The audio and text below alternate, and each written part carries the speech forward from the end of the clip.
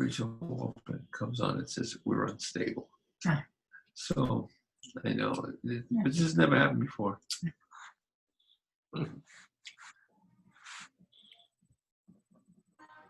At least it says Hawaii. It says Matlin. So you gonna mute everybody, Tom? Only you, Arnie.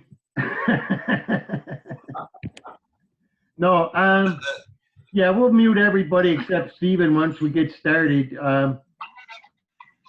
So I'm just going to be watching to see who's joining us because I have to admit them.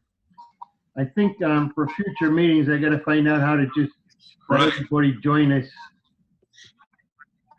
You know, once they open up their computers and sign on, I think it. Bunny Annie. Hello. Oh, people Hello, are joining Judy. pretty quickly now, and there's quite a few people Judy, you're joining us. muted. You have to unmute yourself, Judy. There we are. Hey, Judy. Hey, Hey, nice to see you. how are you, Elaine? It's been a long time. Yeah, it has, Beth. How are you doing? We're good. We're Trying to well. set up a light here, a better light on our face, because I know that works better, but it don't makes any difference. Yeah, I'm getting all my light from an open window, which means it'll be gone soon. It's right in my eyes. Bunny, you look great. Don't worry. I need a haircut. Who can cut my hair?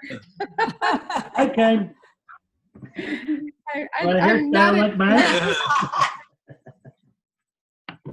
I just feel like, We get people you know, coming I on. want to reach up and just cut it off.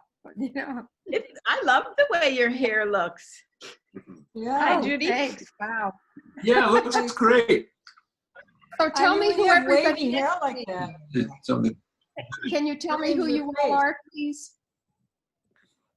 I'm Bonnie. Who's I'm Beth Myers, live in Scottsville. okay? I'm Bill Myers. Hi. Hello. Judy Boyd. Hi, Judy. Hi. And Stephen, you're silent, but I think you must be from Nicaragua. But we both live with the results. The people you love are worth. Sorry, I missed that. Are you in Nicaragua, Stephen? Yeah, I'm in Esteli. Do you know Esteli? A little bit of the Destiny. coffee area. Right. Yeah. Okay. And it's a big tobacco area now. Mm. The main industry is. This is it. Sounds like it is a breakthrough. Can you explain why is the virus contagious in children as it is in grown-ups? The generosity we need. Big surprise for national. I don't know what it is, but I don't know how to. I think probably we went through Esteli on our way to Finca Esperanza Verde. I don't remember Oh, what right, town yeah. that was in, but probably on the way. Everybody says that's a lovely place to visit. It was wonderful. Yes. Great.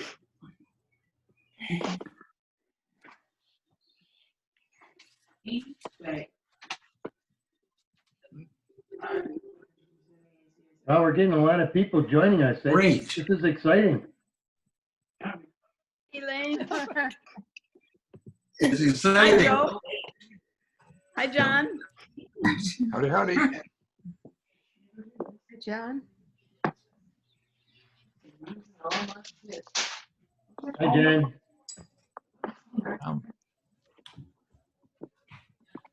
I'll be going to your room too. Sonny. In 5 months.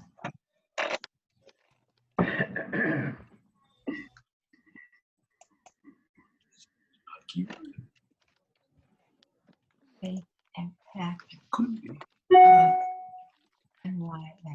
So Tom, sometimes I'm seeing our names. Is that possible to have those there all the time? Or I don't know whether you control that.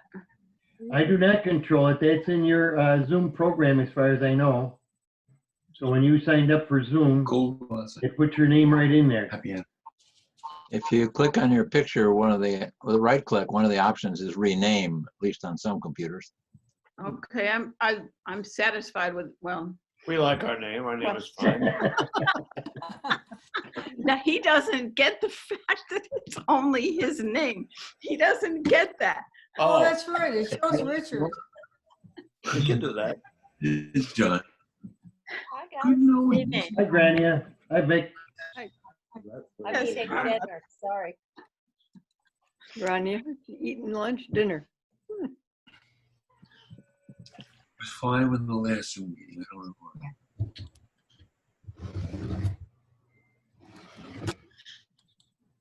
Come on. That's true. Hi, Patty. I haven't seen you in a while. Hi, Dave. Hi, Bonnie, Grania. and everybody. How are And you? everybody. Doing good. How are you, Patty? Good, good. Ashley's I'm doing doing well? good. Yep. Is She had discontinued the program she had for a while, but the kids have gone back to the public school, so she restarted. But Oh, she split it. The classes has like 35 kids, so she split it in two. So half the kids come and then they go home, and then the other half come. They only get to help the kids with their homework, none of the extra special stuff that they were doing, and to get a healthy snack. But that's how they're handling it right now, just to kind of minimize contact. well, it's better than nothing, isn't it? Yeah, for because For people many that of the don't know, parents- this is the school in El Sauce that she's talking about. Thank you. yeah, she's been there eight years, and she started a education program. The kids go to school in the afternoon, so she has them in the morning, helps them with their homework. And she used to also teach them English and do arts and different activities and have people visit and help. So now they're just doing just the homework part, which is great because a lot of the parents can't assist the kids with their homework. Yeah. Oh, come on. What is terrible with this?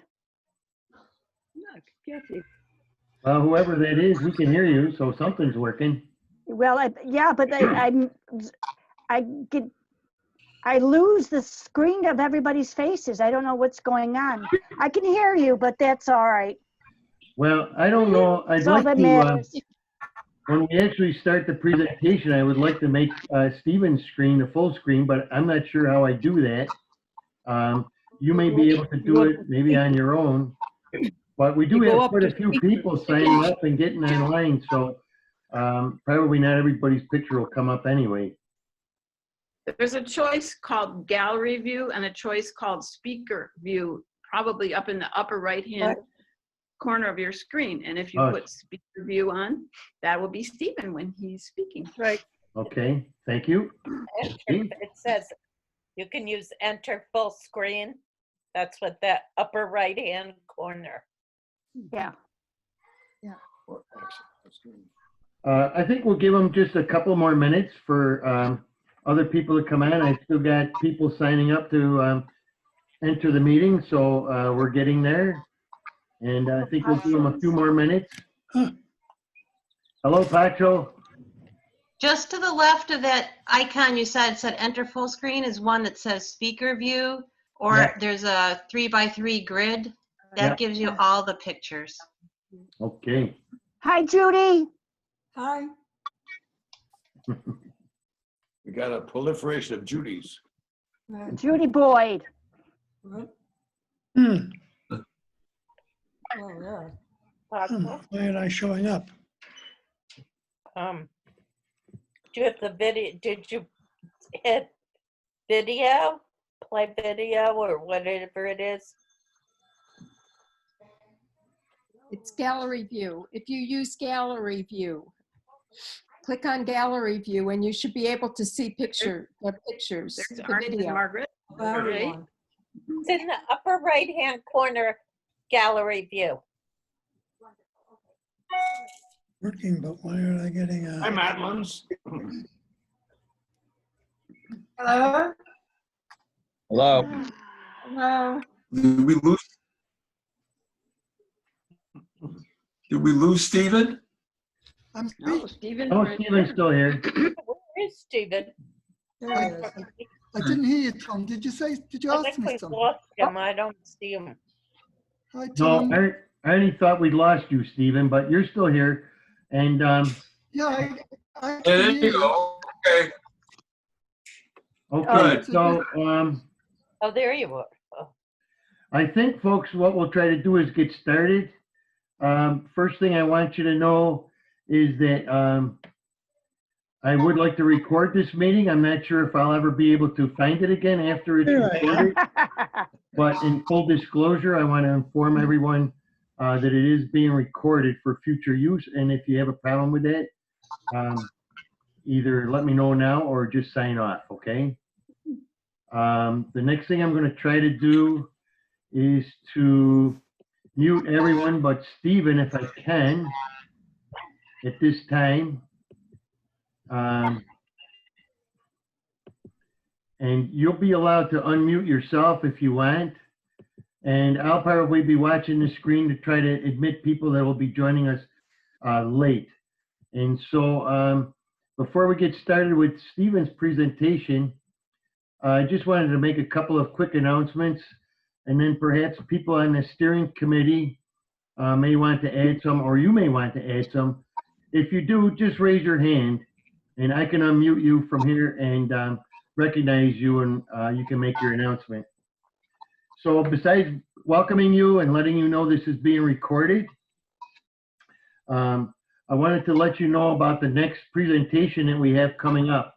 And that will be Gabriel Hetland. Gabriel is the assistant professor of Latin American Studies at SUNY Albany. And he's going to be doing a presentation on Venezuela for us. Again, because of the unusual situation we're in, this will be an online thing, and we're still working out the details. Excuse me. Gabriel is going to do a pre-recorded radio program, which will then be posted on the website for Latino Rebels. An announcement will be going out to all our members and friends about this coming up. But you'll be able to listen to the podcast of his radio presentation. And then we're going to try to join that immediately following with a Zoom presentation like this one, so that you can ask him questions about it and things like that. So just watch closely for the on our website and for future mailings, because the details will be coming out really soon. They're changing even yet today. And so just keep looking out for it. As always, we just had a steering committee meeting here just about an hour ago, and we had a lot of subjects to cover. And I want to let you know that you are all welcome to become a member of the steering committee. If you haven't joined ROCLA, we would encourage you to go on our website and do so. We'd love to have new members because one reason is financial, of course, and we didn't have our rice and beans dinner this year because of the COVID-19. And so that's our major fundraiser. So donations are always gratefully accepted. I'll make that unashamed pitch for that. If you haven't seen our newsletter for this month, please go onto the ROCLA website and view that newsletter. And we owe a special thanks to Grania Marcus and to Marianne Stofa-Reisig for their work in putting together this very professional looking newsletter, which contains a wealth of information. So I do encourage you to go on ROCLA and read that newsletter if you haven't seen it already. So are there any other announcements that anyone would like to make? Just raise your hand and I will try to unmute you from here and call upon you. If there's anybody who's just listening in, I will unmute those who I can't see on video. And if anybody has an announcement. Okay, Barbara Deming, I'm muting you. You got some radio program going on in the background. I'll mute. Coronavirus hospitalizations are not essential workers. Okay. Well, hospitalizations are Does going anybody, down. does anybody on the without a video camera in, does anybody want to make an announcement? Retired or unemployed. In most of those cases. Well, that doesn't work out too well. So I'm going to mute everybody again. I did see somebody raise their hand. Give me 1 second. Okay, Paco. Go ahead. Buenas tardes. Buenas tardes. Buenas tardes. Sí. So I'm actually in Mexico right now. Oh. And in Cuernavaca, and I'm actually in a retirement home, and I have dinner right now. And so I'm going to rush over and have some dinner, and then I'm going to come back as quick as I can. Okay. Okay. We'll So, be here for muchos you. saludos. Good to see you, sir. Yeah. Okay. Enjoy your dinner. Okay. I Bye. te guacho, cucaracho. Anyone else? I think that's pretty cool that we can be joined by people from Mexico, Nicaragua, Blackport even. Grania, hold on. Okay, Grania, did you have an announcement? Yes. I just wanted to call to everybody's attention that the Alianza Agricola has put a donation page on for emergency COVID funding because, as you probably know, undocumented immigrants are not eligible for any of the federal assistance, and if they get sick, then they can't work, and if they don't work, they don't get paid. So I had sent that out to the entire Alianza Allies listserv. So probably most of you received it. And I hope you'll consider donating. Thanks. I will send it out again this week just to make sure everybody has it. Okay. Thank you, Grania. Anyone else? Grania, I have a question. Grania, is there a way to donate by check so that they don't get, we don't have to pay a fee through the donation system? There isn't right now, but the regular, both. I'm gonna take that on advisement, and I'll let you know, okay? Because I'm sure there is, but I want to make sure that I'm giving you the correct information. Thanks, Grania. Thanks. Okay. So what I think at this time, we're going to open it up for Stephen Sefton to do his presentation, tell us a little bit about himself, and just to let him know that we are so honored to have him with us tonight. And I see where Arnie Matlin would like to probably do the introduction. So go ahead, Arnie. Yeah, well, Stephen could introduce himself very well, but that's my job. Arnie Matlin, I'm the secretary of ROCLA, and Stephen happens to be a personal friend with his wife Louisa, and it's really a privilege and an honor and a pleasure to introduce him to you. He's been in Nicaraguan Solidarity for over 30 years, and he is working in two ways. He's a social activist in where he lives in Esteli, Nicaragua, and he is a journalist. And we said in our announcement, he sees things through a Sandinista lens. Well, he's a Sandinista and I'm a Sandinista, but I think he sees things through an objective lens.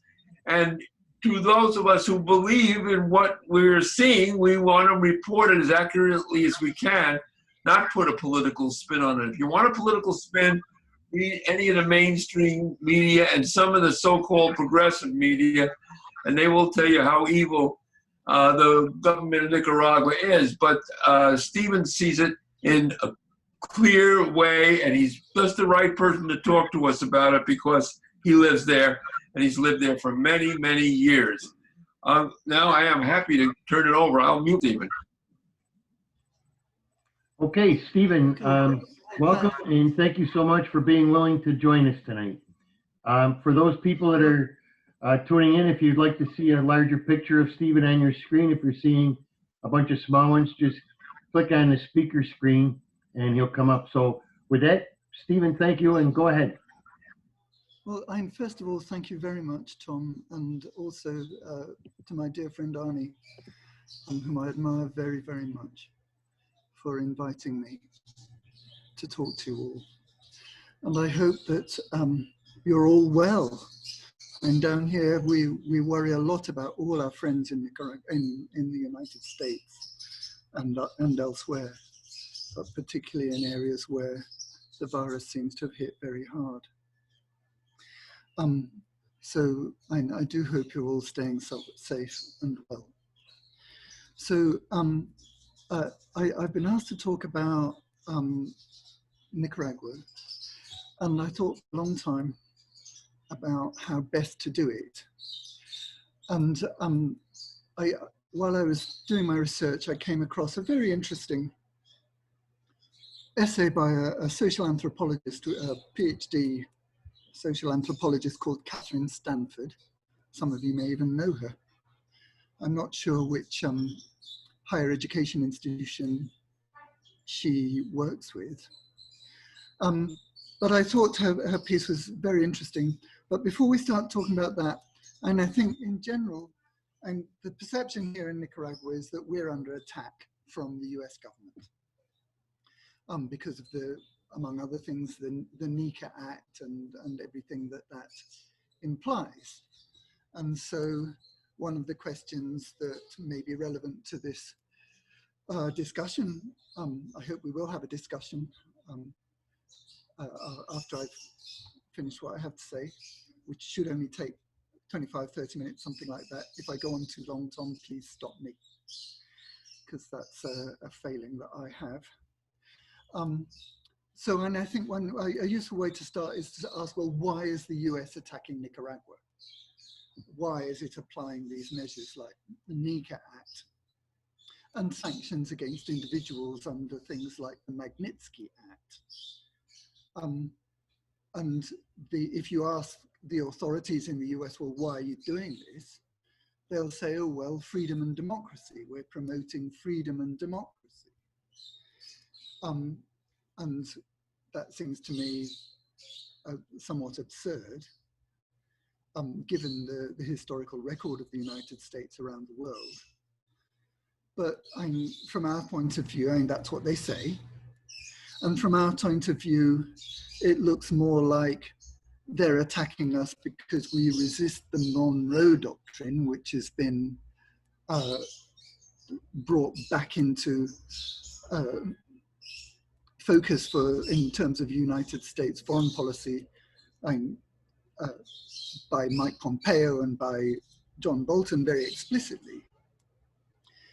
And I'm sure you're all familiar with the Monroe Doctrine. It's a 19th century doctrine whereby the United States government deems that outside influences in North and South and Central America are not to be tolerated, and only the United States is to be the arbiter of policy and strategy for the region, essentially. Another reason that Michael Hudson, whom some of you may know, he's a very well-known and somewhat radical economist. He says that as a result of his experience with the World Bank and other institutions, similar institutions, one reason that the United States goes after countries is if they have an autonomous agricultural policy and don't allow US agribusiness to control a country's agricultural economy.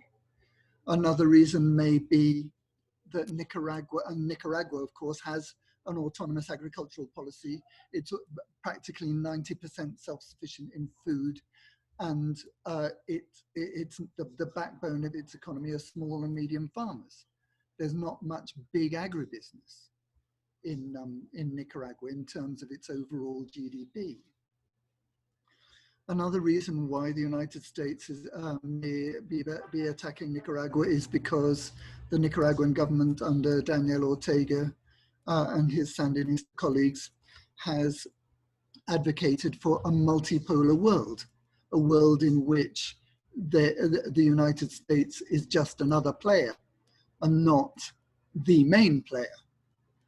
And so Nicaragua has developed relationships with, for example, the Russian Federation, with the People's Republic of China to some extent, although it's much closer in foreign policy terms to Taiwan than it is to the People's Republic of China. And so that's quite important. At a regional level, Nicaragua maintains good relations with Iran, which is a red flag to a bull from the point of view of the United States government. And also, I'm harking back to the 1980s, a woman called Diana Melrose, who many of you may well remember this yourselves, wrote a book for Oxfam back then, in which she described the reason that the United States was so aggressive towards Nicaragua was as a result of it being the threat of a good example, whereby its policies were benefiting its population in a way that was much more successful than the policies of neighboring countries supported by the United States. So there are all these reasons why. But if you read the mainstream press or mainstream media, none of that is really faithfully reported.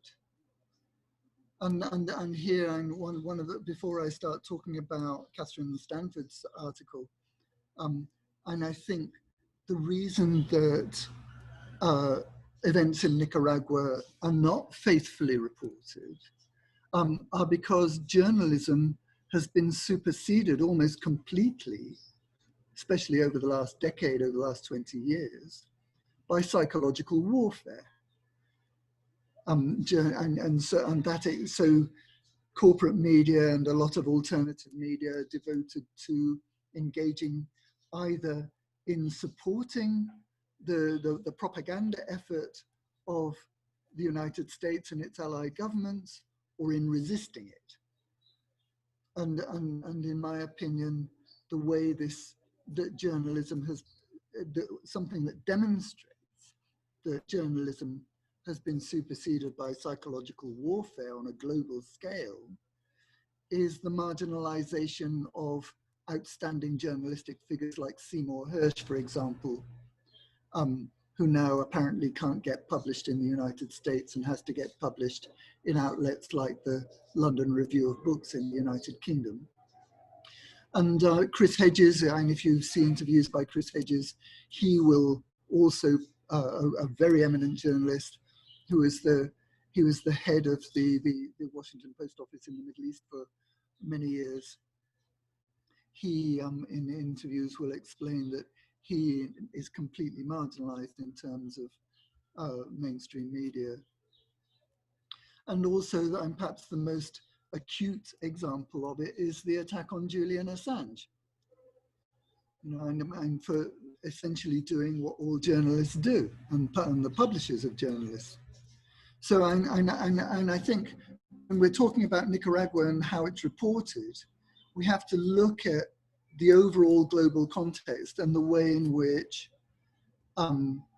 reporting on Nicaragua is subsumed within the global psychological warfare of which we are all a part, and to which, in my opinion, we are all subject. But, and I would argue even further than that. I would argue that the collapse of journalism is just part of an overall collapse in intellectual standards of integrity that affect increasingly the non-governmental sector, NGOs, and public institutions of all kinds. For example, there's a lot of controversy currently about reports from the Organization for the Prohibition of Chemical Weapons in relation to Syria. In regard to Nicaragua, there have been recent reports that do not reflect a true and fair view of what the situation is in relation to what they're reporting about, for example, by the United Nations High Commission for Refugees. And also, I'd argue very strongly that that also affects, and I'll explain why I think this, the United Nations Office for the High Commission for Human Rights. And that's a UN organization, and it also affects much more egregiously, in my opinion, organizations like the Organization of American States and its subsidiary bodies like the Inter-American Commission for Human Rights. And so I'd also argue, people may disagree, but I'd argue very strongly too, that this overall collapse in intellectual integrity across so many spheres of information and public life extends also to academics. And I think Catherine Stanford is, I'm not attacking the integrity of Catherine Stanford, but what I am saying is that there are strong motives that would make academics fear to buck the system. Obviously, and I'm sure all of you are very experienced people, and I'm sure you're all well aware of the pressures that can be brought to bear on people who have a good career and have good reason to fear the effects of bucking any consensus among their peers in whatever career they're engaged in. And I think a good example of that is Catherine's article, which is, I'm afraid I don't have a URL for it.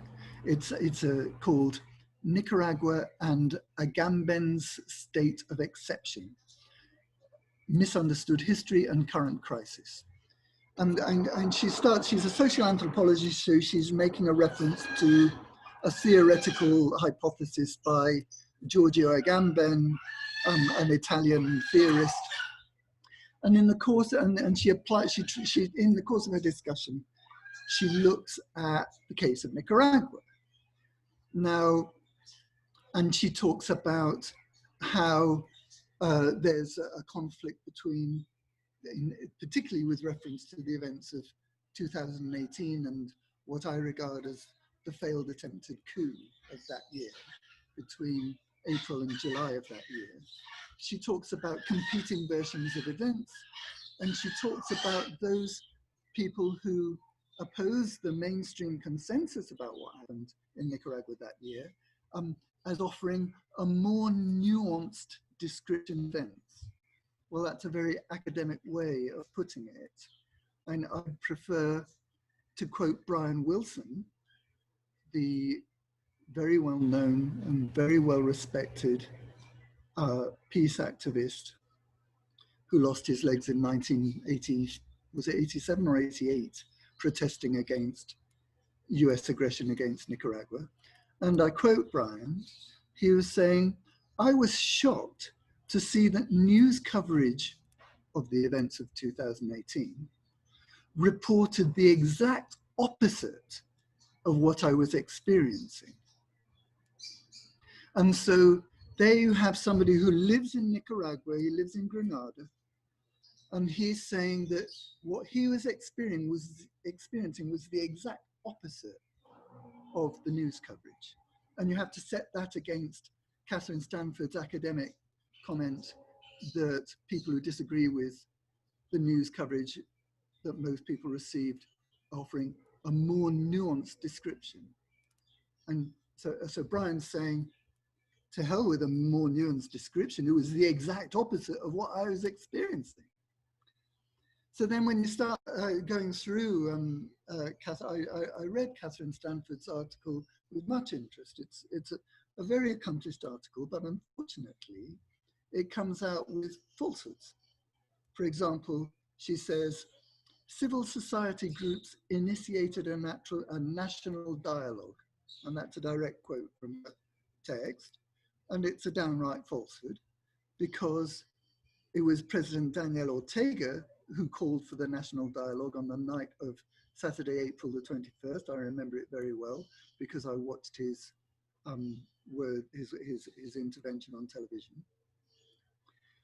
So you have this very well-respected, very solid social anthropologist PhD writing something that's completely untrue.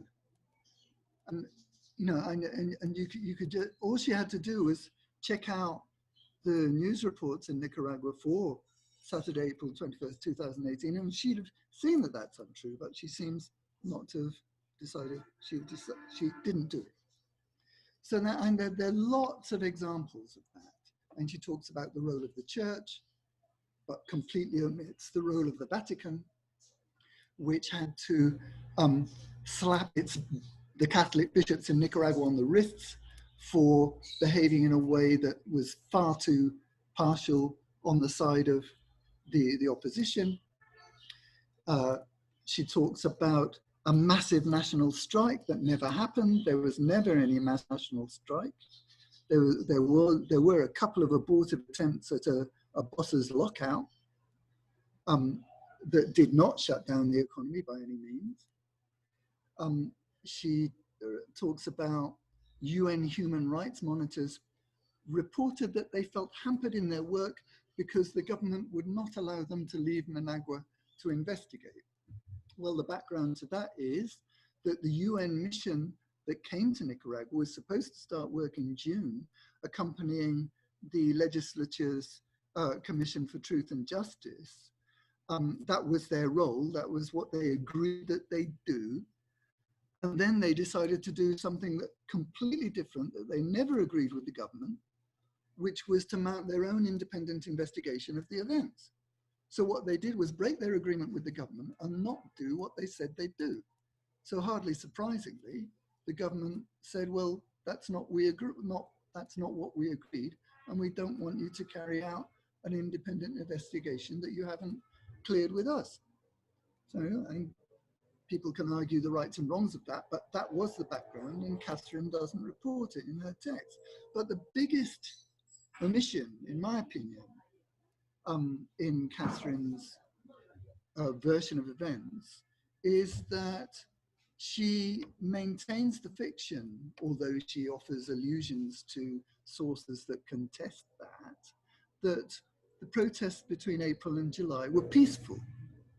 And the only ways that she's able to maintain that fiction is by not referring to a string of cases in which opposition activists, many of them armed with firearms, attacked and wounded people.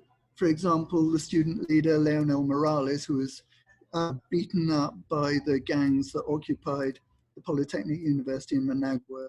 He was hauled out, shot a couple of times, left for dead, and miraculously survived. That case has been completely suppressed by mainstream corporate media and most alternative media. Similarly, the burning down of Radio Ya, I've interviewed a lot of these people. And over the last month, I interviewed the journalists in Radio Ya who were in the installation when opposition activists burnt it down. Not only did they set out to burn down the radio, which they did successfully in the end, with over 20 journalists and staff inside the radio station, they were using firearms and Molotov cocktails to attack. And they not only did that, but they prevented the fire service from arriving. And when the police arrived to back up the fire service and enable them to gain access to put out the flames at the radio station, those police officers were fired on by opposition activists. But none of that is reported. And there's case after case after case of that just doesn't figure at all in Catherine's account. Nor does she mention the fact that 22 police officers were killed and 400 police officers suffered gunshot wounds. That's not anywhere in her text. And so, and you can, it's not so much, there are those omissions, okay? And she has a string of references. She has something like 3, 4, 5 pages of references to articles that she's sourced. But among those, there's no mention of writings by Brian Wilson. There's no mention of writings by John Perry or Don Kovalik. there's no mention of brilliant reports by Dick Emanuelson, a Swedish journalist who covered much of the aftermath of what happened that year. And you have all that. You have that, and you can get in the language that she uses, for example, that she talks about national. This is a quote. National police ransacked the newsroom of Confidencial, an opposition propaganda outlet, in Managua, Nicaragua, stealing computers. Now, the background to that is that Confidencial was run by Carlos Fernando Chamorro, a very well-known opposition propaganda journalist. And he is the director, he and his family, very well-known Nicaraguan family, the Chamorro family, with long history of protagonism in Nicaragua's public life.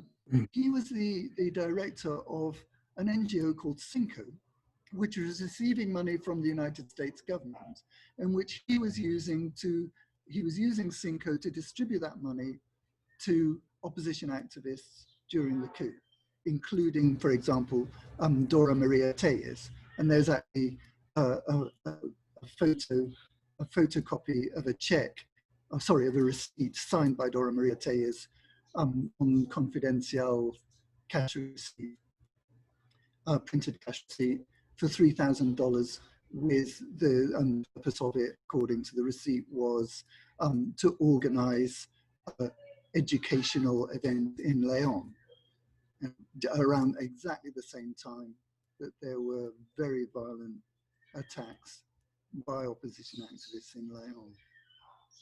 So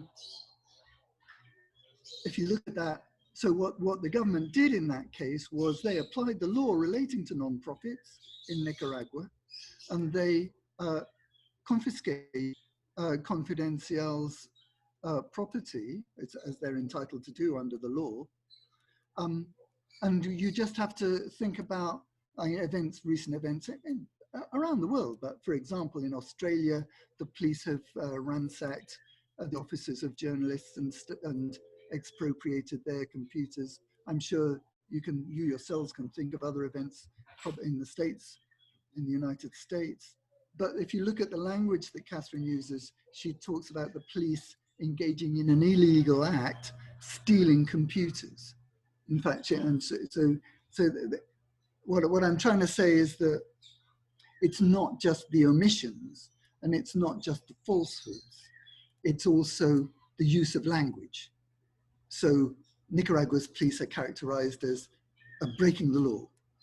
And that is in the context of the idea that the police engaged in a lethal, violent crackdown against unarmed students and massacred students. That was the initial big lie. In fact, the first person to be killed in the events of April 18th, 19th, 20th was a police officer. The second person to be killed was a supermarket worker, and the third person to be killed was a municipal worker for a Sandinista municipal authority. And then that was on April 19th. And then on April the 20th, the first death that day was of a Sandinista student who got trapped in a building that was set alight by opposition activists, and he died burnt to death. So, but maybe that's enough on Catherine Stanford.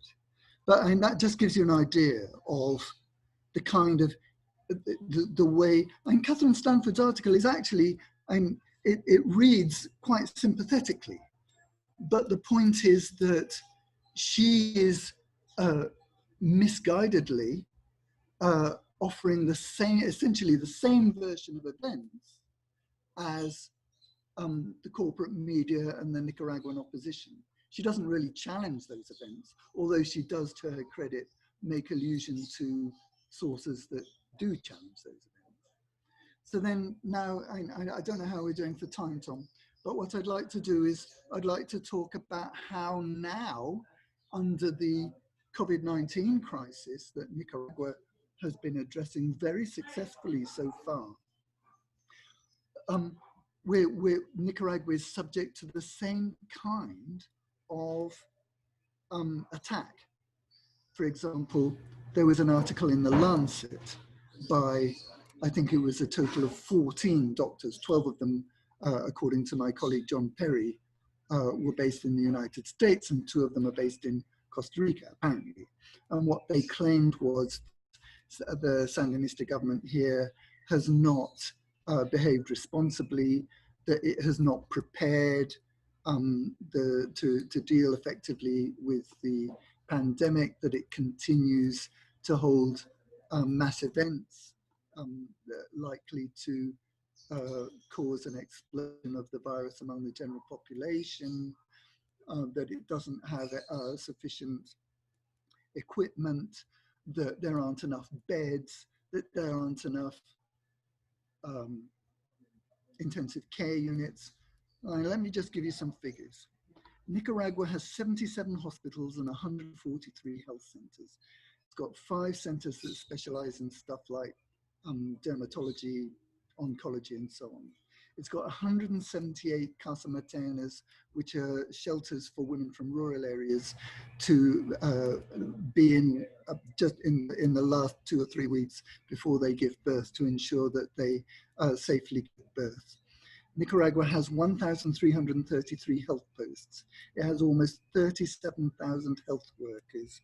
It's got 250,000 voluntary health promoters who have currently engaged in over 4 million house-to-house visits to just over 1 million households, which means that they're visiting households 3 or 4 times each. Nicaragua has 449 ventilators. It's got 954 vital signs monitors. It's got 574 suction units. It has 546 hemodialysis units, as well as CAT scan units, magnetic resonance units. It also has a lineal accelerator for cancer treatment. It has 82 clinical laboratories. It's got 14 epidemiological laboratories, including its flagship National Diagnostic Reference Center, which is one of the very few centers, certainly in Central America and probably in all of Latin America, that's capable of doing serological analysis to deal with varieties of dengue and influenza and so on. Nicaragua has a vaccine plant that it set up in conjunction, a joint venture with the Russian Federation. It's a public sector vaccine plant, and it's capable of producing 300,000 doses of influenza vaccine in 24 hours. Now, then, if you look at what all that means, let's go to health indicators like the number of beds for general beds for per 1,000 population. In Nicaragua, it's 1.8. There's 1.8 bed for every hospital bed, general bed, for every 1,000 people. Now, that compares with Colombia, which has 1.7. Colombia, which recently joined the OECD, the Organization of Economic Cooperation and Development, which is the rich country club. Colombia joined that club, I think last month. And Nicaragua has more beds per 1,000 people in its country than Colombia does. Mexico has 1.3, right? So then if you look at ICU beds, Nicaragua has 1.8 in intensive care beds per 100,000. Per 100,000 is the usual benchmark. If you compare that to Japan, Japan has something like 1.6, right? So Nicaragua has more intensive care beds per 100,000 than Japan, and more than the United Kingdom, which has something like 1.6. So, this is an example of what I'm talking about when I say that NGOs and academics are also seduced by the mainstream corporate version. Look at The Lancet. The Lancet is one of the most, if not the most, prestigious medical science journals in the world. But they publish this garbage, this complete nonsense about Nicaragua's response to the COVID-19 crisis. And why would they do that? Because they go along with the consensus. Why do they go along with the consensus? You have to ask them. But what we can say on the basis of the statistics, on the basis of the facts, is that Nicaragua has been the most successful country, along paradoxically with Venezuela, in Latin America, in addressing the COVID-19 crisis. You might be interested, some of you may know James Phillips. James is I think he's also a social anthropologist, but he's a very community-focused individual, and he's worked in Central America for a very long time as well. And I think he focuses mainly on Honduras. But he wrote an article recently comparing Nicaragua's policies in response to the COVID-19 crisis with the responses of Honduras. And he contrasted Nicaragua's very positive experience with Honduras's very negative experience. In Honduras, for example, there's a lockdown, which is enforced by the military. The country is militarized, and to the extent whereby a family that went out to try and sell bread in order to get some income were shot. 3 of them were shot. 1 of them died by the army in Honduras. There's nothing like that in Nicaragua. Just to give you an idea, my wife's brother came to visit. This will give you an idea of the contrast. And James Phillips is very cogent in his article, which appeared in Counterpunch. I'm sorry I don't have a link, but if you search for James Phillips Counterpunch Honduras, and you'll certainly find the link. Now, my partner Luisa, she's actually originally from Honduras. Her family live on the Honduran border. One of their children, Joaquin's daughter, was very sick. She's having epileptic episodes, and they were unable to get treatment in Honduras. They came to Nicaragua, they got an appointment. Now that young woman is currently in the hospital down the road in La Trinidad, receiving treatment from the Nicaraguan public hospital system. She's been there for a couple of days in the hospital now. So you have a situation where people in Honduras, in order to get help, they have to come to Nicaragua. And just by accident, I was working away on something, and by chance I happened to overhear Joaquin talking to a friend who'd called him from Honduras, and Joaquin was saying to his friend, "No, here we're very, very safe. You don't need to worry about us here in Nicaragua. People here in Nicaragua are free." That's what a Honduran campesino said, completely spontaneously, to somebody who phoned him up from Honduras saying that they were worried about them.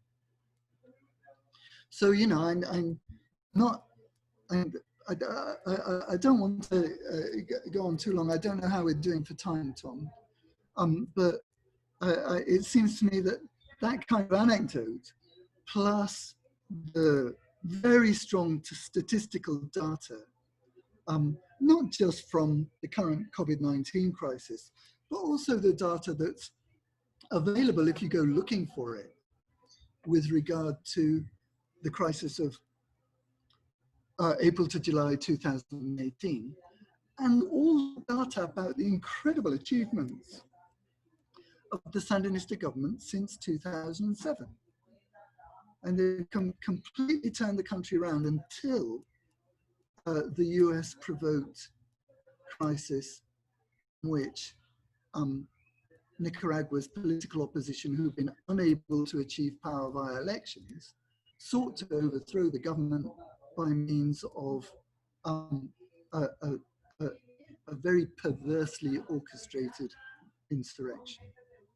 And there's loads of data about Nicaragua's achievements over the last 12, 13 years. I don't want to go on too long. It's much more important for me to, I'm just giving you a broad overview.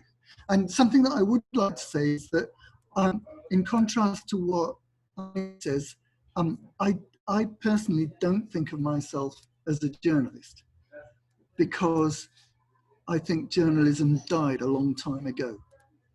I think that we're all, one way or another, propagandists. And what you have to look at is, well, what kind of propaganda am I writing? What kind of propaganda am I reading? And I do my best to write fact-based propaganda. If I make a mistake, I'm very willing to admit it. And something that is not true of the people who support the Nicaraguan political opposition. So is that good enough, Tom? Can we start questions? Yes, I think you've given us quite a bit, Stephen, to think about, and quite a good insight. I had some very interesting thoughts there, especially your thoughts about journalism today. And it's kind of a sad commentary to think that, you know, we've got good journalists like you out there that are trying very hard to tell the truth, but then we have the others that maybe trying to push this one viewpoint over another. So no, I'll open it up to questions. I'm gonna try to unmute everybody. And so if you have a radio show going on in the background or kids screaming or yelling, just let me know and I can remute you, or if you know how to mute yourself. I'm going to unmute everybody. Raise your hand though if you have a question, and I'll recognize you, and then we can try to do this in an orderly fashion. Okay? All right, so I've unmuted just about everybody. There's a few people that have themselves muted. Patty, Liz, Barb, and Jeff. And so if you folks have a question, just unmute yourself and ask the question because we can't see you, so go ahead. Any questions?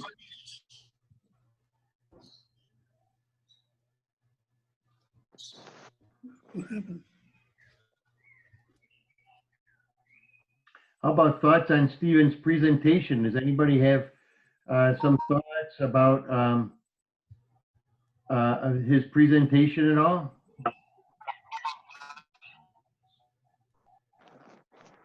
I have a question, but it's not about the presentation specifically.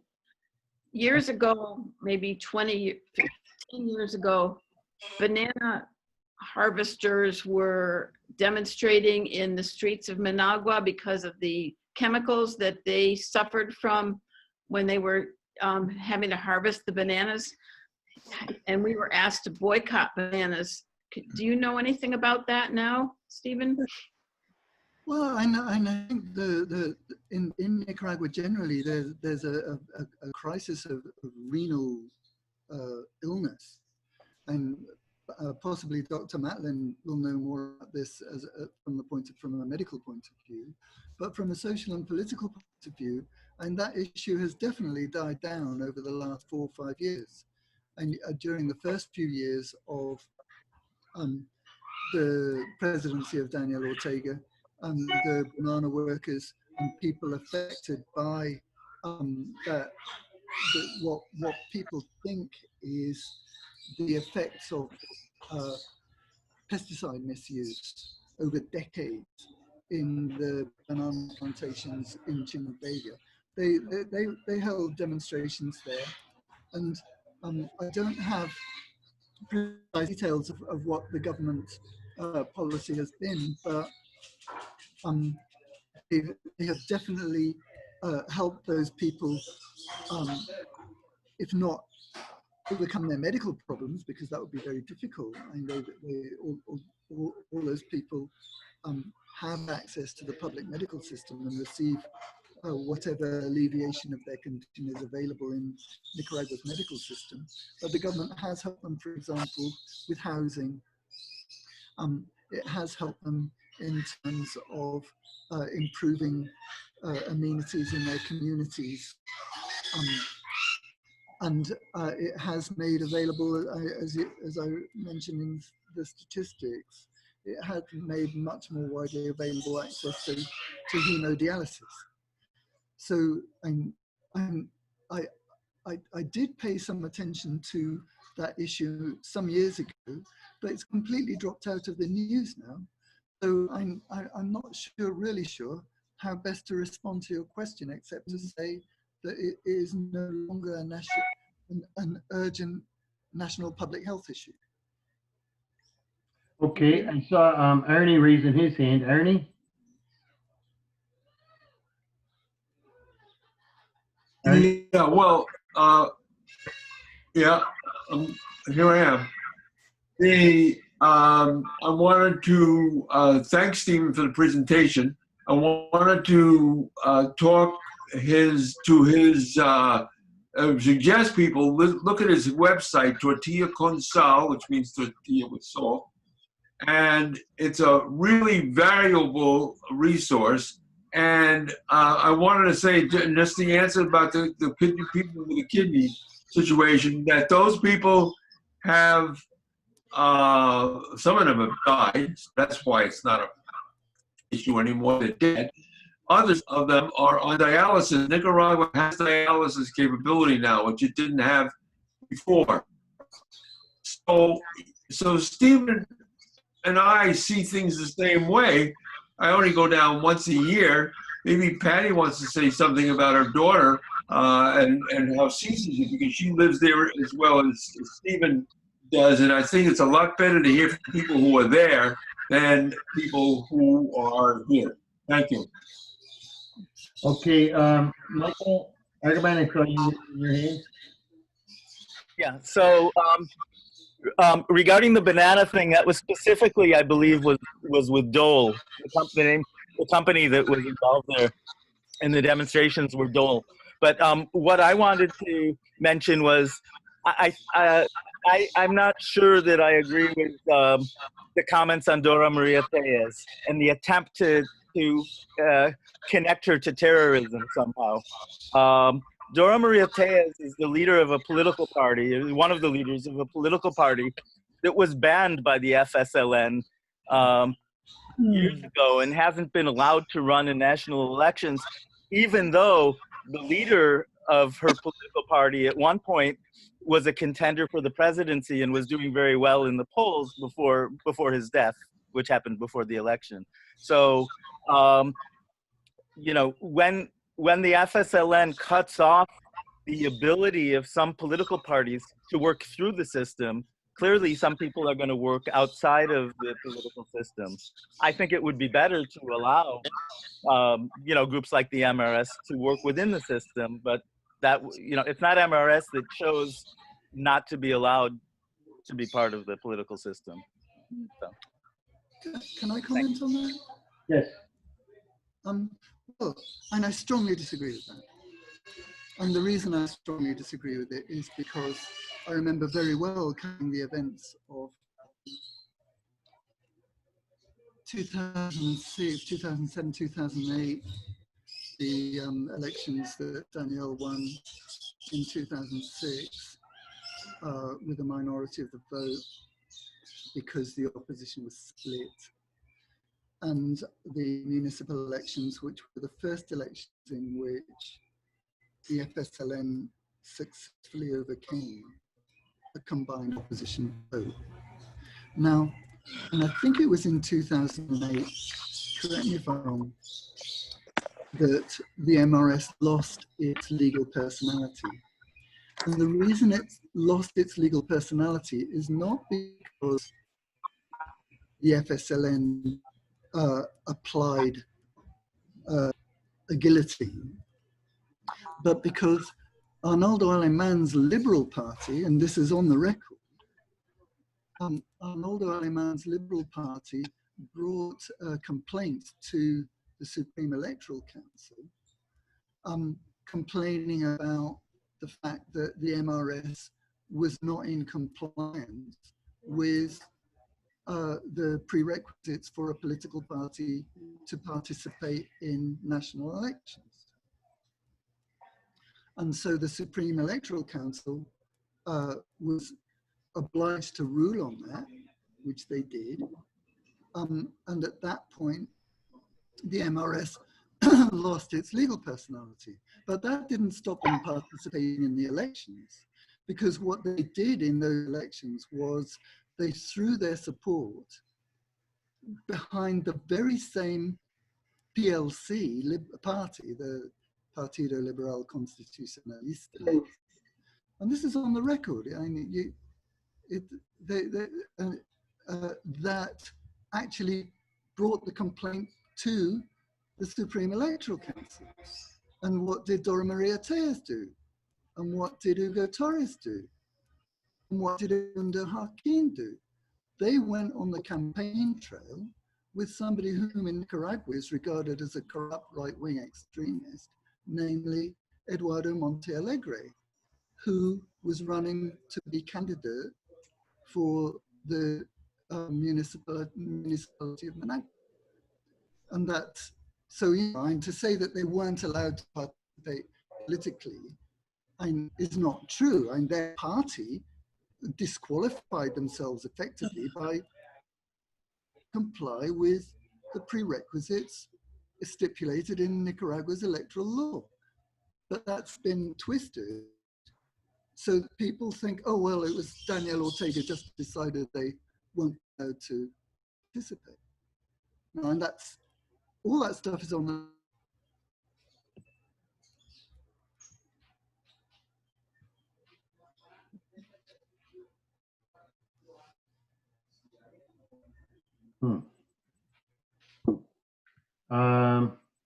You seem to have lost the sound here. Granny? I wanted to get back to what you said about Hold on a journalists. minute, Granny. First of all, I wanted to, hold on, Granny.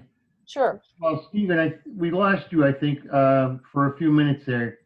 So can you just say something so I can hear you? Yeah, 1, 2, 3, 4. Is that okay? Can you hear me? Yeah, I can hear you now. Okay. I'm sorry you got cut off. That's all right. Michael, are you still with us? Yeah. I'm here. Okay, did your question get answered, or at least did Stephen, was he able to complete his thoughts on that? Oh, yeah. I mean, he answered it. I don't agree, but he answered, yes. Okay, thank you. The next hand I saw was Robert McFarland, and then Paco. Robert, you have yourself muted, so if you could unmute yourself and answer the question. Hi. Can you hear me now? Yes. Oh, very good. I apologize for coming late to the meeting. Our guest speaker, how long have you lived in Nicaragua? Permanently since 1994, but I first arrived in Nicaragua in 1986. 1986. Yeah, I haven't been there since the only time I was there in 1988. How much of Managua has been rebuilt since then? That was my question. How much of Managua has been rebuilt since? 1988, because it was still in ruins. 80% of it was in ruins. Well, you wouldn't recognize it if you came now. Many people say that. Many people came who haven't been here for 10, 12 years. Mm-hmm. They say that they just don't recognize Managua because it's been largely transformed. It's got a brand new baseball stadium.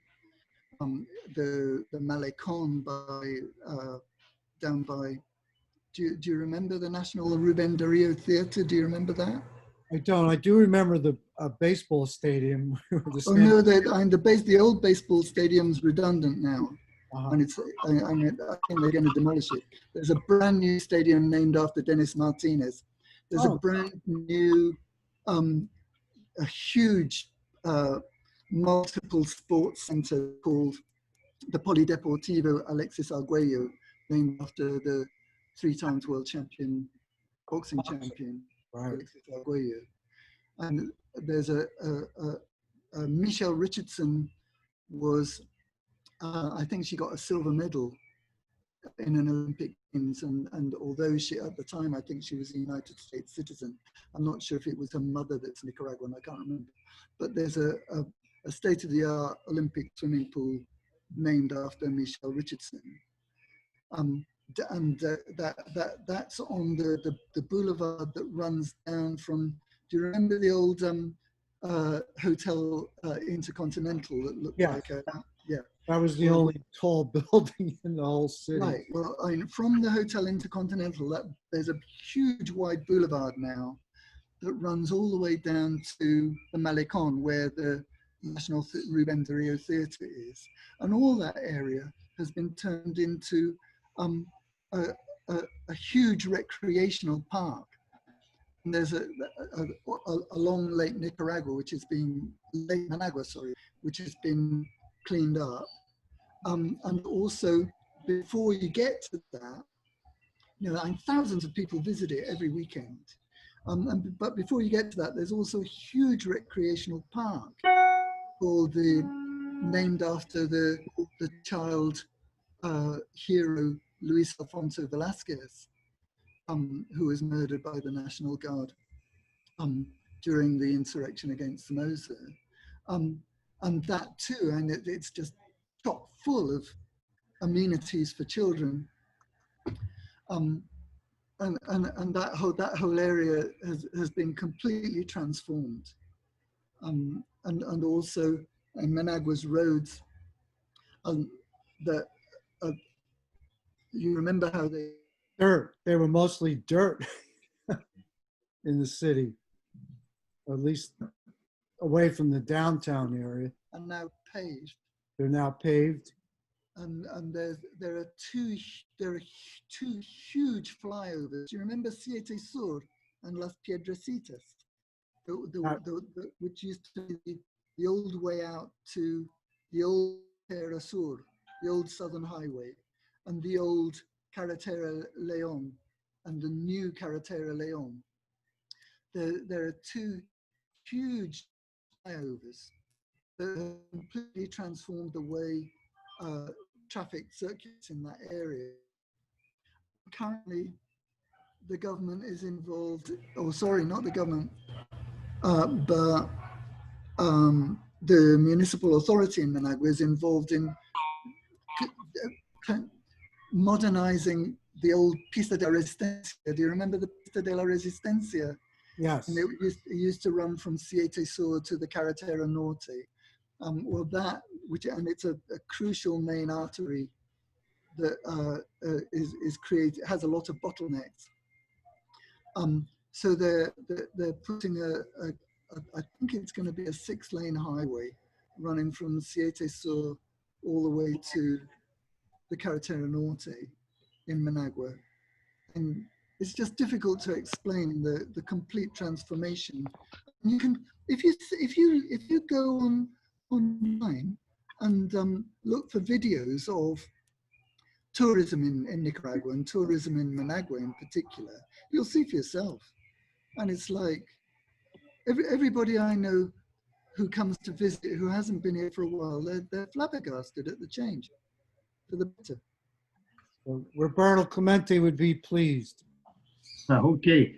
I saw Paco had his hand up earlier. Paco, are you still here? Paco from Mexico? Nope. Anybody see him anywhere? No? No. Gone. Patty? Yeah, I just wanted to give my personal observations about Nicaragua. Sure. Our daughter has been living there since 2012, and we were there the first week of December to visit her. I've been there 5 times since 2012, and I've seen the difference. Every time I visited or my husband visited, we were on basically not mission trips in terms of churches, but mission trips in terms of helping build homes through four walls, which Bonnie could address. And this was the first time we went purely, as I would say, tourists, and the first time my husband and I went together. Based on what I've seen, the roads have totally changed. It's amazing. The highway from Managua to El Sauce is just so smooth. I mean, Rochester would absolutely love to have a road like this with no potholes.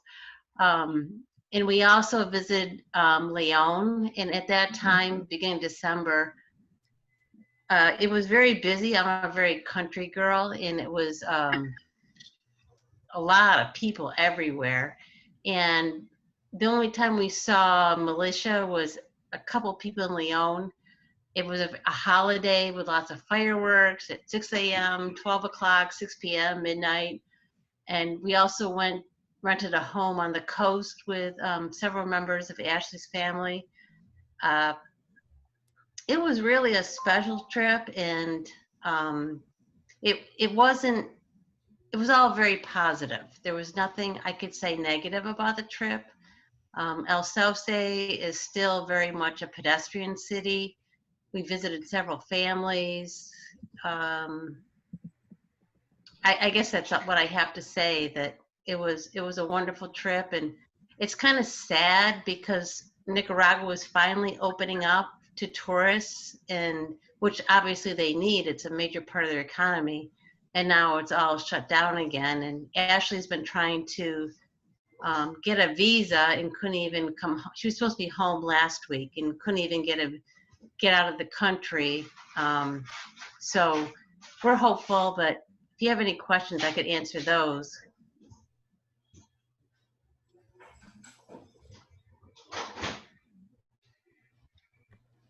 Okay, thank you. Grania? I have a question for Stephen. He talked about at the beginning of his presentation, he talked about sort of the death of journalism. And I edit the ROCLA newsletter. And so I always have concerns, I think is the right word, about whether the articles I'm reading are truthful or accurate or any of those things, and whether we should publish them or not, or republish them. And so I guess what I'd like to know is, what do you consider the reputable or accurate sources of information about Nicaragua? Well, that's a very difficult question to answer because, for example, La Prensa, which is a rabidly anti-government news outlet, often produces perfectly reasonable articles about Nicaragua. You know? And it would be wrong to say we'll never publish anything by La Prensa. That would be silly.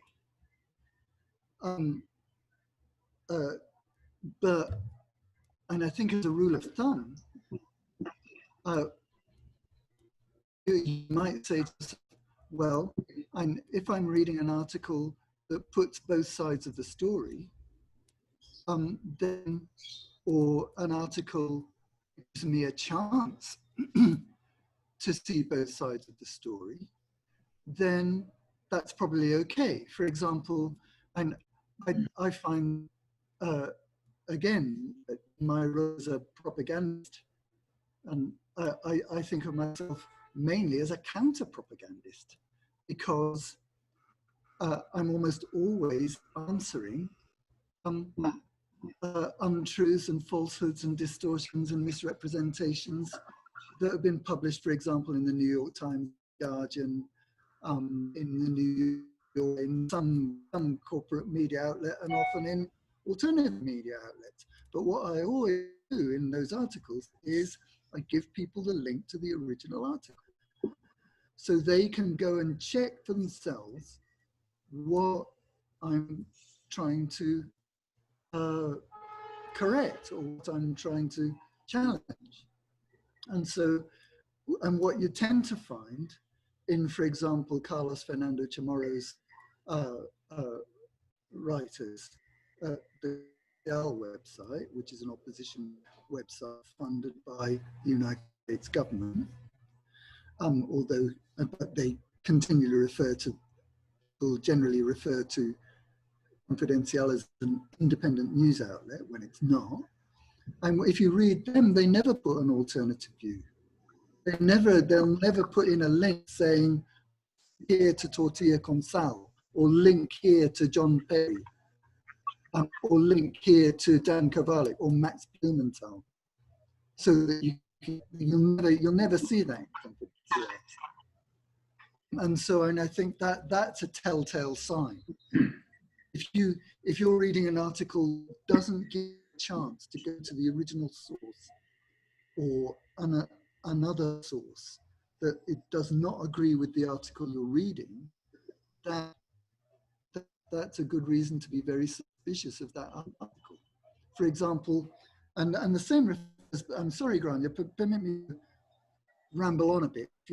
And I think that's also true of reports like the Inter-American Commission for Human Rights reports, or the Office of the UN High Commission for Refugees. The UN High Commission for Refugees published a report in which they said that the demonstrations of April the 21st, 2018 here in Esteli were entirely peaceful. Now, I know at least 3 people that suffered very serious injury, municipal workers and police officers, that suffered very serious injury as a result of those protests. And if you read the interview that I did with the mayor, Francisco Valenzuela, back in, I think I interviewed him in June of that year, or May, he says a total of 17 municipal workers and a similar number of police officers were wounded during the attack on the Alcaldía, in which a group, he says, 500 people tried to burn the Alcaldía. Now, you'd think that the UN Office of the High Commission for Refugees would have interviewed Francisco, or they'd have interviewed somebody from the other side in order to substantiate whether or not the protests were. I consulted with Francisco Valenzuela, the mayor, and I asked him a very simple question.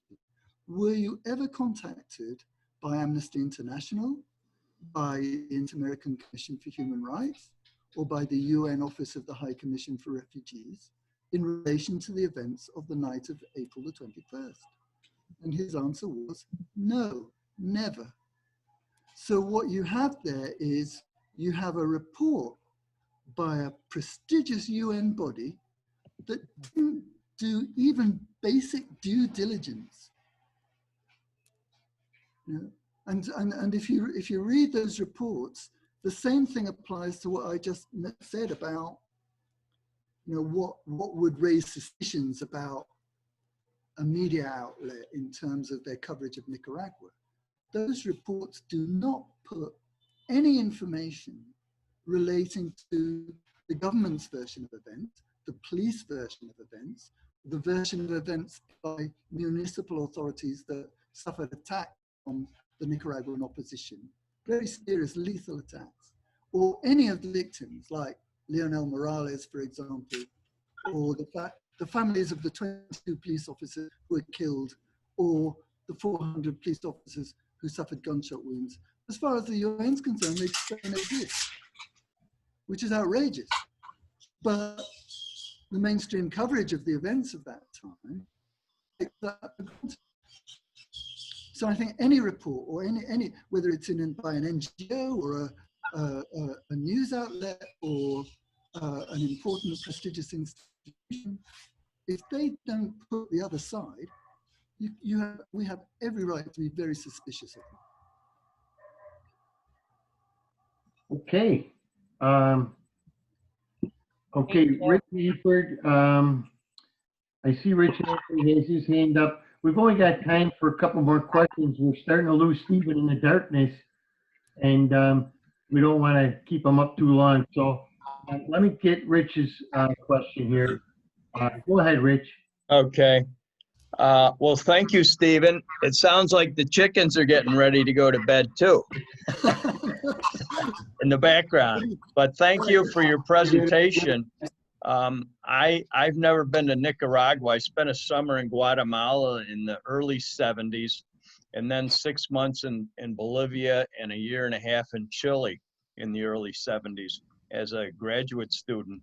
But I've been following for, decades happenings in South America, especially in relation to the U.S. here. And I noticed, I get the impression, I see Nicaragua as kind of an example that's, so far successfully, in spite of the suffering through the coup that you mentioned, is still a shining example of, and maybe I'd better slow down on that a little bit, but of forward progressive development. And it was very encouraging to hear that a large majority of the economy is small and business and mid-sized farming enterprise. And so it's very different than, say, Venezuela with their situation, although they're trying to adapt, I believe, with their communal effort in the agrarian, small farming area. But my question is there much, kind of walking the fence closely, which Ortega has done carefully, over the decades here, the current decades, and successfully so far in general, except for the suffering that people have, faced in these conflicts that come up, especially with the coup a couple of years ago. And similarities seem to be, you presented about the U.S. here, foreign policy in Central and South America. One thing I see here with the alternative news, they do put out, an awareness between the capitalism and socialism. You see that once in a while, and that's kind of a questioning thing. I personally would like to see more concern for mixed economy. Is that an area of concern or emphasis at all in Nicaragua? In other words, the dichotomy, capitalism, socialism, that gets scary in a lot of power people's minds, and they're so extreme from each other. You kind of wonder, how valid or how successful it'll be going forward. Even in the States here, as I say, some of the, progressive Congress people here versus the rightists. And is there much push-pull in Nicaragua in, say, the middle ground, mixed economy, or is there, with small enterprise, farmers and medium-sized, there's not a need for, nationalizing any large industry like in Venezuela, which they've tried to do, even though 70% of the economy has been in private hands. The big one, the oil, they definitely went to nationalize most of that industry.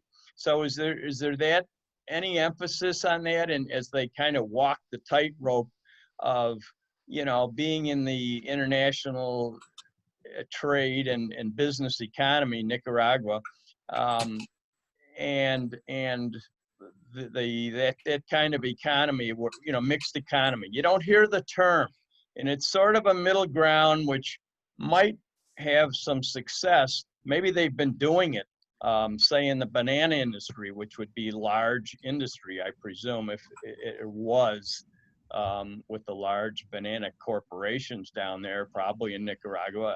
I don't think you mentioned that too much, but, and I better cut it off here, but that's just a concern that I wonder, in their success that they've had so far, and then the emphasis on small and medium-sized agrarian economy, which seems really a way to go.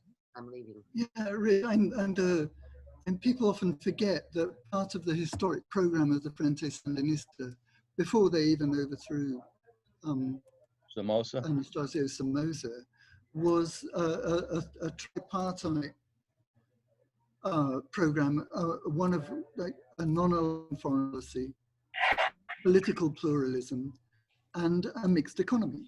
And so historically, the Frente Sandinista has always said that it wants to promote a mixed economy. okay. And that was in 2007 when Daniel Ortega returned to power at the head of a Sandinista government, and they came to power explicitly on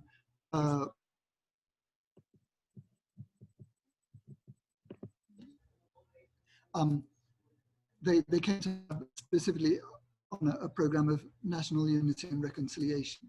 And part of that was they tried to convince the business community in Nicaragua that what the government wanted to do was to promote a united approach for Nicaragua's economic development while protecting the interests in particular of rural workers and industrial workers, but without engaging in confrontation with the private business sector. And it took a while for the private business sector to come on board with that, but they did, to the extent that one of the criticisms that was made of the private enterprise bodies general secretary or director, a guy called Jose Adan Aguirre, is that he was too cozy with the government and that he was actually part of the government. And so that was in the period 2016-2018, when the United States authorities started putting pressure on Nicaragua's private business sector not to work so closely with the Sandinista government. And that was one of the preconditions that led to the events of 2018, this pressure from the United States on the private business sector. And they feared that they'd be the victim of sanctions from the United States that would affect interests that they had in the United States. And so that whole issue of, what is the relationship between a government with a very strong commitment to defending labor rights, defending the rights and interests of rural workers especially. And how was the government going to maintain that balance? And you're quite right to point out that there was a very difficult problem, and it was one that was managed very well for the period of 5 or 6 years, or 7 years prior to the events of 2018. And then if you're interested in what is the structure of Nicaragua's economy, you should be able to find on the site or somewhere on the internet the translation of a study by the very well-known and accomplished Nicaraguan sociologist Orlando Núñez Soto.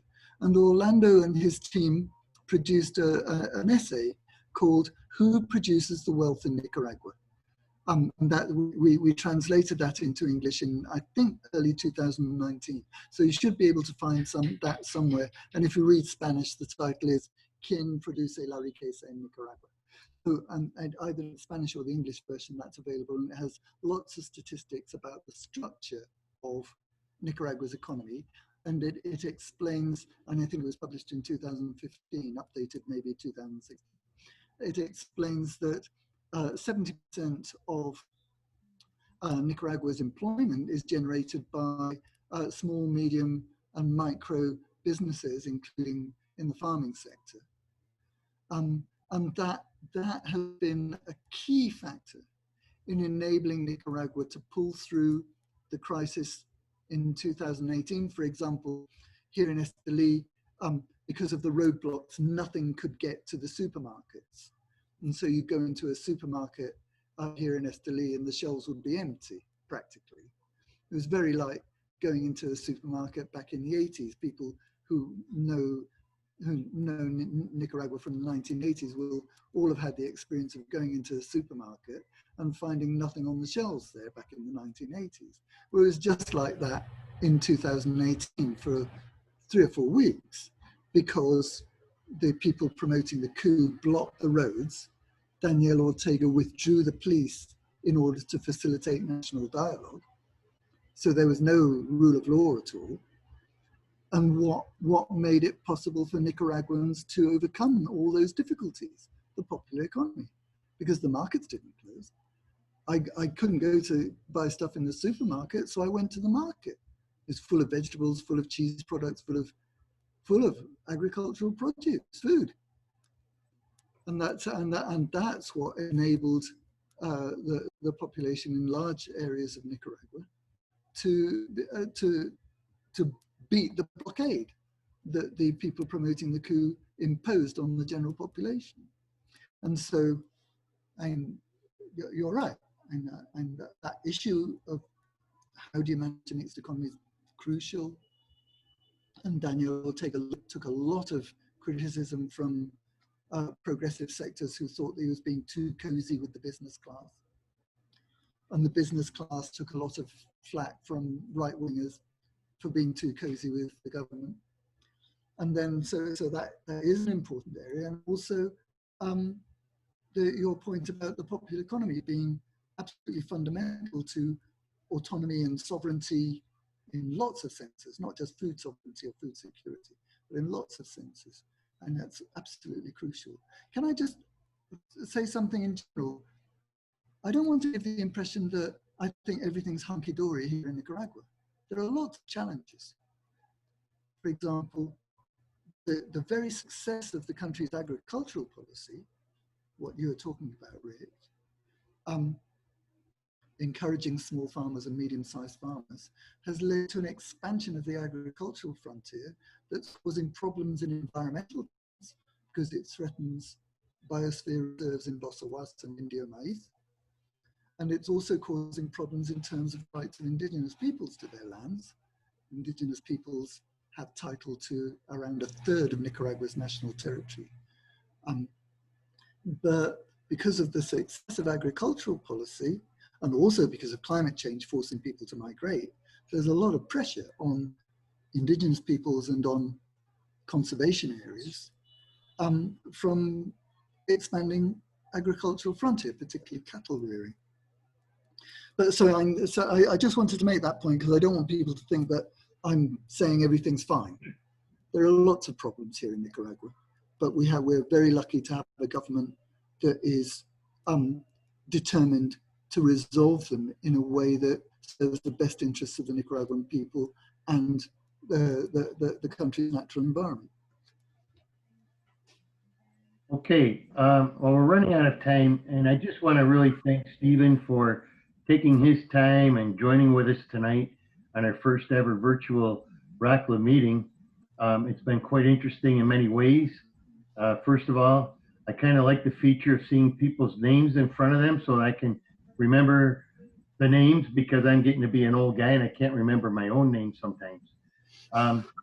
There's also things that we're going to learn as we work through this. It's a work in progress, how to mute, unmute, things like that. But I think tonight for our first meeting, Stephen, you were a very interesting speaker, a very knowledgeable speaker. And I'd like to ask you again, just to give us your website again so that we can keep following you. Yeah, hang on a minute. Let me see if I can type it. I have to see if I can get some light on the computer. And while you're doing that, I also want to thank Arnie Matlin for setting this up for us. Arnie's been a friend of Stephen's for quite some time, and Arnie has so much experience in Nicaragua as well. And I want to thank all of you for taking the time to figure out how to join us. Even from Mexico, Paco, I think, had to go get dessert, but he's joining us from Mexico. So it gives us opportunities to connect with people that we haven't been able to connect with because they're out of town or they can't make it to the meetings at Downtown Presbyterian Church where we usually have them. Jeff, I saw you even joined us from somewhere out of this world, and it was kind of nice that you were able to zoom in from Mars or wherever you were. So it's a fun time too. It's not quite the same as being together, which I really miss, and I'm sure you do too. But you know, to get through this COVID-19 thing, this is the best we can do at this time, and it gives us some opportunities, like talking to Stephen in Nicaragua, and he gave us a very good presentation. And just a quick reminder to keep looking in your mailbox for our next announcement for Gabriel Hetland, who will be talking to us about Venezuela. He'll talk to us about some of the COVID-19 things going on there, and also about this recent news about a couple of mercenary soldiers from the U.S. that were involved in some dubious activities, let us say. So we'll get caught up to date with Venezuela and keep watching it. We're confirming his dates and how we're going to do this. So keep looking for that. Stephen, were you able to come up with that website for us? Yeah, I just sent it in a chat to everyone. Oh. Is it? Okay. Did it appear? Yep. Does everybody see the chat? It's www.tortillaconsal. It's TORTILLACONSAL.com. Tortillaconsal.com. One word, Tortilla Consal. And Thomas, I'd just like to thank you very much for inviting me. And I do hope you all stay safe and well. Well, thank you, and we wish the same and hope the same for you and yours. And keep things under control in Nicaragua. If they get out of control, call me. I already knows that dictators and authoritarian figures in Central America fear my approach. So I'm here for you, man. Anytime. Thank you very much, Tom. Thank you all for joining us. And Stephen, we'll be in touch with you and talk to you very soon. Ernie, thanks again for your help. Thank you, Tom, too. Good night, everybody. Keep safe, keep well, and we'll hope to see you with Gabriel Hetland's talk next week. Thank you. Good night. Thank you. This was excellent. Thank you. Thank you. Bye-bye. Thank you. Good night, then. Good night, everyone. Good night. Thank you. Good night.